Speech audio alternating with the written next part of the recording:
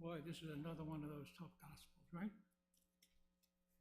Jesus telling us and giving us some strong words. Well, I want to give you some words tonight, something that we'll share with you. Three wonderful stories, three different people that might help us better understand this gospel today. The first story concerned a youth minister in California. He would build an extra hour or two into his weekly shopping schedule. So that when he went to the shopping mall, he'd rap and talk with the young folks in the town mall.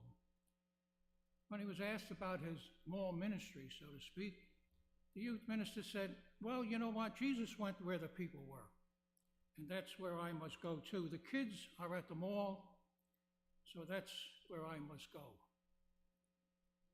Now, the second story concerns a woman in Minneapolis.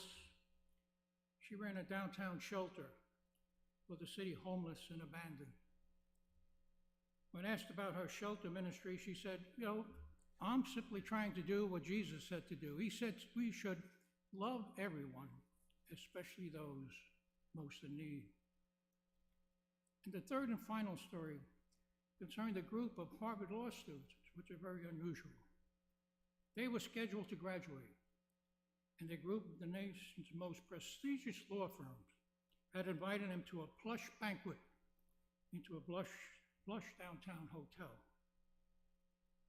So after receiving that invitation, the students made a request to the law firm. They said, could you hold that banquet in a more modest hotel and serve a more modest meal? When asked about this unusual request, the students simply said, we'd like the money saved to be given to the poor. These three stories illustrate in a dramatic way the first point that Jesus made in today's gospel. He says, if anyone comes to me without hating his father, mother, wife, and children, brother and sisters, even his own life, he cannot be my disciple.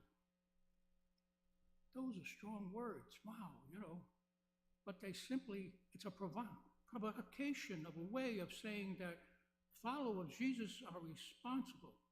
They're responsible to extend beyond the flesh and blood of your family and to enter into the human family of the world.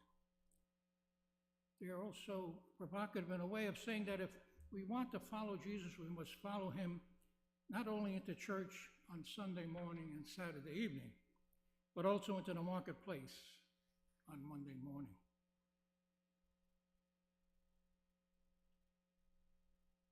When you make these commitments, three things happen. There are different stages. First, there is the fun stage.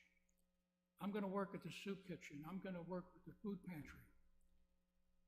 I love doing this. Why didn't I get involved sooner? The second, there is an intolerance stage. That's when we go out and say, anyone who doesn't get involved isn't really a true Christian. Why isn't everybody else here? I'm working hard here. And finally, there is the reality stage.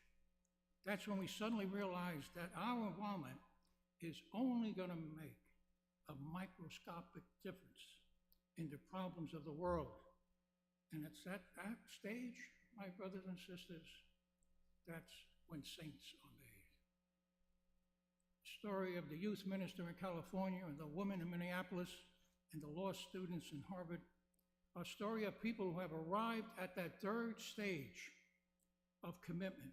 They are people who realize that they are going to make only a very small dent in the problems of the world. But they also are people who realize that if they did nothing, that would be even worse.